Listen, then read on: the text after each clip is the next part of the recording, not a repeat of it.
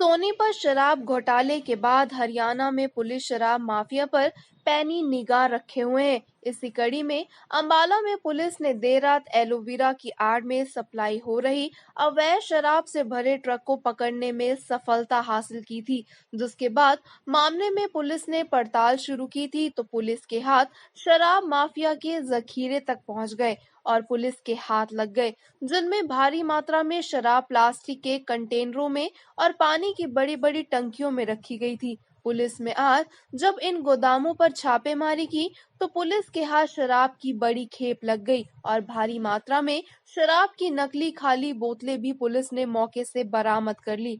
मामले की गंभीरता को देखते हुए खुद अंबाला के पुलिस कप्तान ने मौके पर जाकर हालात का जायजा लिया और एसआईटी गठित कर मामले की जांच एसआईटी को सौंप दी। पुलिस कप्तान की माने तो शराब माफिया के तार कहां-कहां फैले हैं, इसकी पूरी पड़ताल की जाएगी और एक भी दोषी बख्शा नहीं जाएगा। वहीं आज पुलिस जो शराब के 2 गोदाम पकड़े हैं, उनमें से एक गोदाम पुलिस के रिटायर्ड कर्मचारी का भी बताया जा रहा है।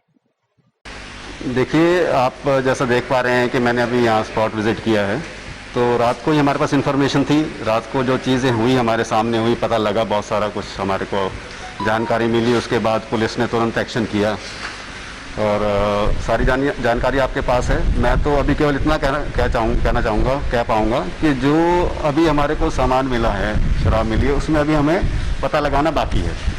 एक्साइज डिपार्टमेंट को हमने बुलाया है, पुलिस हमने लेवल पे कार्रवाई कर रही है।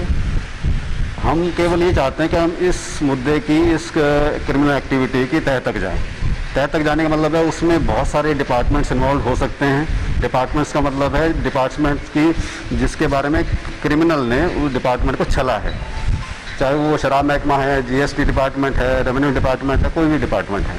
नंबर 1। नंबर 2, अभी हम ये मौके पर जैसा देख पा रहे हैं, शराब है। अब इसमें ये देखना है वो शराब असली है कि नहीं, शराब कहीं नकली तो नहीं। अगर असली है तो बॉटलिंग प्रॉपर है, लेबलिंग प्रॉपर है, कहाँ से आई है, कहाँ जानी थी, गोदाम किसका है, ठीक है, रेंटेड है, कैसा है, सारी जानकारी हम लेंगे, इकट्ठा करेंगे। उसके बाद ये इसको हम तह तक जाएंगे और ये देखेंगे इसमें किस किस प्रकार की क्रिमिनल एक्टिविटी इन्वॉल्व है और क्रिमिनल को बख्शा नहीं जाएगा। देखिए, रेंट एग्रीमेंट मैंने सरसरी तौर पे पढ़ा है। मैं जो चीज़ जानना चाहता था यहाँ पे, अभी तो हम इस केस को स्टडी करेंगे।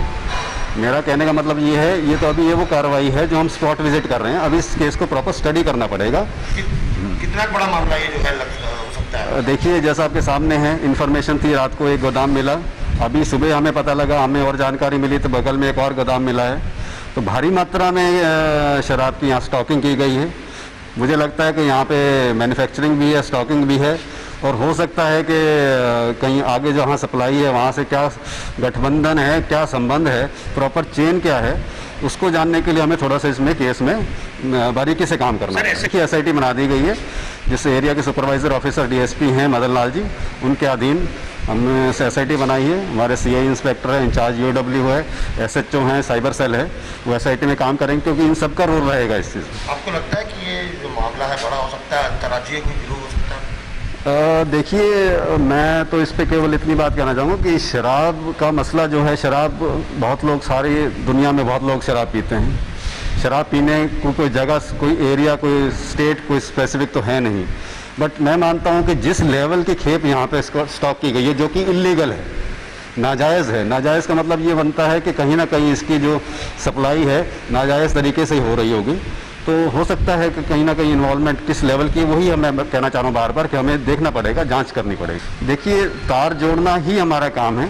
आगे हम यही देखेंगे इसके तार किसी और पास्ट एक्टिविटी या क्रिमिनल एक्टिविटी या इस प्रकार की जो आपराधिक गतिविधि शराब के मसले में रही है उसके साथ जुड़ी हुई है कि नहीं जुड़ी हुई है। क्या इसमें एक गोदाम किसी रिटायर्ड पुलिस कर्मचारी का भी है? जी हाँ, मैंने जो एग्रीमेंट में देखा है, एक रिटायर्ड पुलिस कर्मचारी हैं, कुछ समय 6-7 महीने पहले, जो मेरी अभी इनिशियल जानकारी के हिसाब से वो रिटायर हुए हैं, तो उन्होंने आगे किसी को रेंट पे दे रखा था, किराए पे दे रखा था, जो कि उसका किराया वसूल करे, तो उसका एग्रीमेंट है उनके पास। जो चीज़ सामने निकलेगी, मैं केवल ये श्योर करता हूँ कि इसके अंदर कोई ऐसा चैनल, कोई ऐसा व्यक्ति हमारी नज़र से नहीं बच पाएगा और जो गुनाहगार होगा उसको सज़ा मिलेगी। नहीं, जो अभी तक बात सामने आ रही है, जिस तरीके से कल एक खेप पकड़ी भी गई, तो उसमें जो बताया गया है और मेरे ख्याल से एफआईआर में भी वो मेंशन किया गया है, तो वो गत्ते के बॉक्स हैं, जो कुछ गत्ते के बॉक्स हैं और कुछ इस तरीके के बॉक्स हैं जिसमें हाँ, लेकिन ये ज़रूर है कि जो एक गोदाम, जो पहला गोदाम है, वो गोदाम ये था कि जो मालिक है, जो जिसके पास रेंट पे दिया हुआ है, वो उसमें एलोवेरा के उसमें उसके पास वो गोदाम है, स्टॉकिंग है, और वहाँ से वो स्टॉक करके वहाँ से एलोवेरा सप्लाई करता है। सोनीपत शराब घोटाले की जांच स्पेशल टीम से करवाने के बाद शराब माफिया पर सख्त हुए हरियाणा के गृह मंत्री अनिल विज ने इस मामले में भी शराब माफिया को कड़ी चेतावनी दी है। विज ने कहा कि मामले की जड़ तक जाकर जांच की जाएगी और कोई भी दोषी बख्शा नहीं जाएगा। ये डेड एंड तक जाएगी। कहां से आई, किसने बनाई, कहां जानी थी, कहां से सामान आया, ये सारी बातों की जांच करेगी और एक भी आदमी को बख्शा नहीं जाएगा। सर कल भी जो है वो एलोवेरा के नाम पर जो है शराब सप्लाई का काम चल रहा था, कल भी एक ट्रक जो है वो पुलिस ने पकड़ा है। हाँ, इन दोनों ही मामलों की मैं बात कर रहा हूँ, दोनों ही मामलों की बात कर रहा हूँ, दोनों की मैं बात कर रहा हूँ कि इनमें किसी को भी बख्शा नहीं जाएगा। मैंने यही कहा है कि हर लीड के डेड एंड तक जाया जाए।